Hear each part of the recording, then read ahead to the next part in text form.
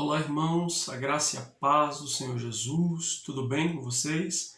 Estamos aqui mais uma vez para compartilhar uma palavra devocional e o texto de hoje está no livro de 1 Samuel, continuando em Samuel, no capítulo 7, do versículo 5 ao versículo 12. O texto diz assim: Disse mais Samuel: Congregai todo Israel em Mispa, e orarei por vós ao Senhor.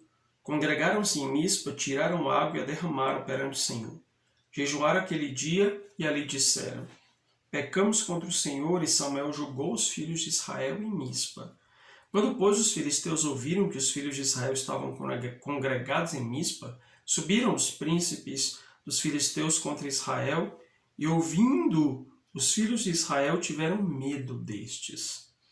Então disseram os filhos de Israel a Samuel: Não cesses de clamar ao Senhor nosso Deus por nós, para que nos livre das mãos dos filisteus.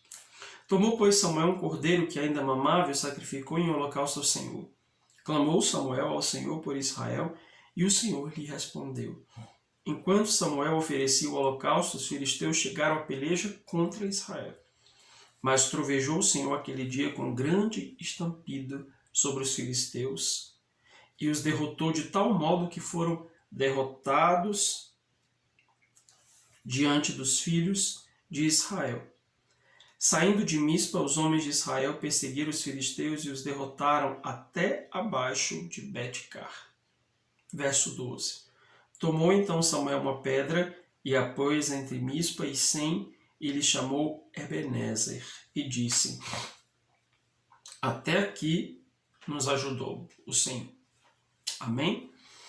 Amados, no devocional passado, nós conversamos um pouco sobre como ser derrotado pelo inimigo. Você que acompanha os devocionais certamente deve ter visto, e essa mensagem veio a partir do capítulo 4 de 1 Samuel.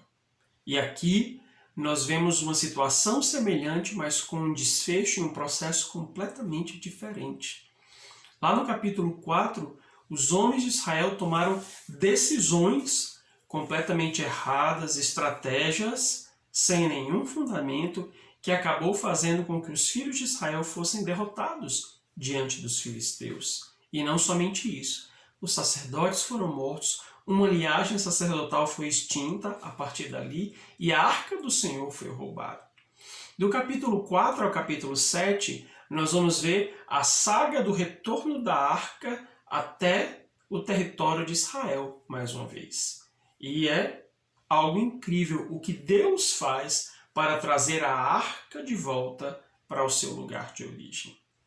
O fato é que, nesse texto que nós lemos, a arca já tinha voltado e o povo estava num processo de arrependimento pelos seus pecados, porque eles reconheciam que tudo o que havia acontecido estava relacionado ao seu erro, à sua falha, aos seus pecados. E por essa razão, eles necessitavam de arrependimento. E aqui nós vemos 4 coisas interessantes que contrariam as 4 coisas que nós vimos no devocional anterior acerca do modo como nós podemos fazer para sermos derrotados pelo inimigo. E agora a mensagem é diferente. Qual que deve ser a nossa postura correta diante da guerra? Quando os israelitas aqui estavam congregados em Mispa e eles estavam nesse processo de arrependimento, sendo liderados por Samuel, os filisteus ouviram daquela congregação e decidiram atacar mais uma vez, acreditando, na sua vitória anterior, na sua vitória histórica contra os israelitas. Eles estavam imbuídos dessa certeza de que venceriam mais uma vez. Porém, dessa vez, a situação era completamente diferente. Israel estava num processo de reconciliação com Deus. Estava num processo de alinhamento, de arrependimento, de colocar-se mais uma vez diante do Senhor, de lançar fora os seus deuses, de devolver, ou melhor, de jogar fora tudo aquilo que não prestava em seus corações, para que o Senhor pudesse liderá-los mais uma vez em suas guerras. Então, quando os filisteus, nesse momento, voltam a atacar os israelitas, eles encontram uma situação completamente diferente e, por essa razão, eles são derrotados naquele momento. Então, a primeira estratégia dos israelitas foi clamar ao Senhor. Quando eles souberam que os filisteus estavam vindo, eles decidiram clamar a Deus. Nós precisamos clamar ao Senhor, diferentemente da outra vez. Na outra vez, eles nem consultaram a Deus, vocês lembram disso? Dessa vez, eles entendem, nós precisamos clamar ao Senhor. Samuel, faça alguma coisa, clame ao Senhor por nós. Nós precisamos da intervenção divina nesse processo. Na vez anterior, os israelitas acreditavam que apenas trazer a arca os ajudaria a vencer os seus inimigos. E eles foram derrotados.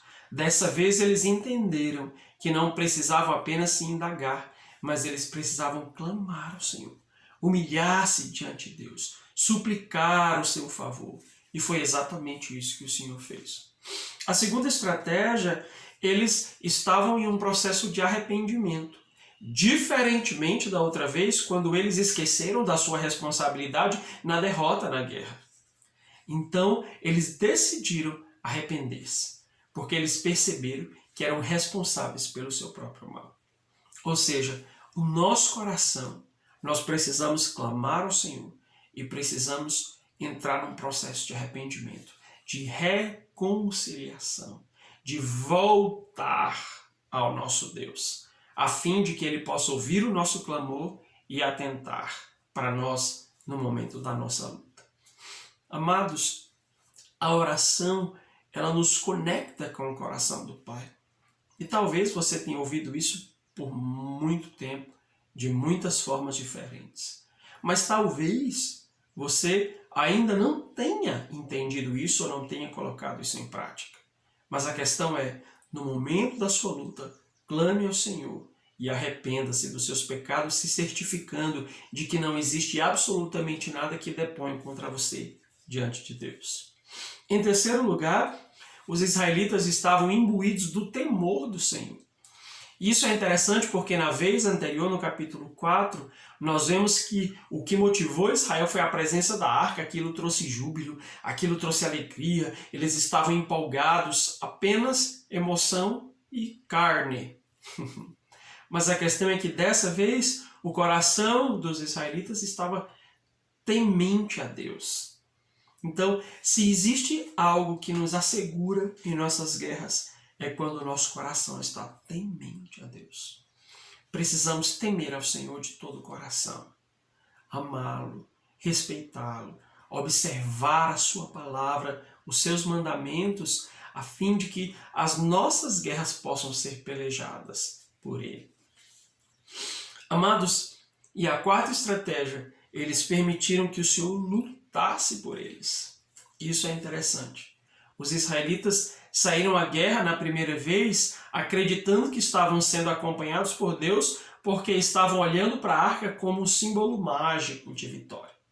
Dessa vez, os israelitas foram uma guerra esperando que Deus agisse em favor deles e porque eles tinham consertado tudo o que precisavam consertar. E a Bíblia diz num texto que nós lemos que o Senhor trovejou e confundiu os filisteus. Ou seja, Deus lutou por eles. A estratégia veio do coração de Deus. Foi o Senhor que arquitetou a destruição, a perdição, o fracasso dos filisteus e, por tabela, a vitória dos israelitas. E assim é conosco. Quando o nosso coração ele está temendo a Deus, quando o nosso coração está alinhado em arrependimento, em clamor, quando nós estamos imbuídos desse temor do Senhor, nós percebemos que Deus começa a lutar as nossas batalhas. Quais batalhas você tem enfrentado esses últimos dias? Existem diversos tipos, e não só tipos, mas níveis de batalhas. Batalhas nas relações, no casamento, na família, nos negócios, no trabalho, nas emoções. batalhas espirituais, batalhas no cotidiano, e essas batalhas só podem ser vencidas com a ajuda do Senhor. E para terminar, eu quero chamar a sua atenção para uma expressão que Samuel usou e que fala muito ao nosso coração. Ebenezer. A Bíblia diz que quando eles venceram, Samuel colocou uma pedra entre Mispa e Sem e disse Ebenezer, batizou aquele lugar, batizou aquela pedra de Ebenezer. Até aqui nos ajudou o Senhor. E o que isso significa? Meus queridos, quando nós ouvimos sobre Ebenezer, que até aqui nos ajudou o Senhor, me vem uma multidão de coisas. Mas hoje eu quero trazer para você, fechar esse devocional falando de duas delas específicas. A primeira delas, Ebenezer, significa o reconhecimento de que Deus tem agido por nós, tem sido misericordioso. Quando eles olham para trás e percebem a ação de Deus em suas vidas. E assim tem que ser conosco. Quando nós olhamos a nossa história, quando nós olhamos a nossa caminhada, quando nós olhamos tudo aquilo que o Senhor tem feito em nosso favor, só nos resta dizer, Ebenezer, até aqui o Senhor nos tem ajudado. É o reconhecimento do que Deus tem feito. É o reconhecimento de que não é a força do nosso braço, é o reconhecimento de que não foi as nossas espadas, a nossa inteligência, a nossa sabedoria, a nossa capacidade que trouxe as vitórias das quais nós temos gozado hoje. Não. Ebenezer significa o reconhecimento de que Deus está caminhando conosco, de que Ele está sendo conosco até aqui. Ou seja, quando nós olhamos para a nossa trajetória, nós enxergamos a mão de Deus, o operar do Senhor, a sua caminhada conosco, o seu trabalho, o seu investimento nas nossas vidas. Então, meu querido, eu quero te convidar a reconhecer, ou seja, dar a glória a Deus. E por reconhecer, vem o segundo ponto. Ebenezer significa a gratidão pelo favor do Senhor em nossas vidas. Ou seja, quando nós somos capazes de reconhecer os feitos do Senhor, nós nos tornamos gratos a Ele. Nos tornamos gratos porque percebemos que sem Ele nós não poderíamos fazer absolutamente nada. Que sem o Senhor, nada poderia ter sido feito. Talvez teríamos sido derrotados mais uma vez diante dos filisteus. Samuel, naquele momento, ergue aquela pedra e diz: o Senhor foi favoroso para conosco, o Senhor estendeu o seu cetro, o Senhor operou em nossas vidas. Ou seja, eu estou reconhecendo que a vitória que nós acabamos de ter, ela não é por conta da força do nosso braço. E por reconhecer isso, nós somos gratos a Deus, nós o glorificamos, nós o exaltamos, porque Ele é o Senhor das nossas vidas. Amém? Meus queridos, que Deus abençoe você, sua casa, que você, em Cristo Jesus, possa ter esse discernimento de quais passos precisa dar em suas guerras, a fim de que o Senhor possa pelejar por ti. Deus te abençoe, você, sua casa, nesse domingo, em nome de Jesus. Amém.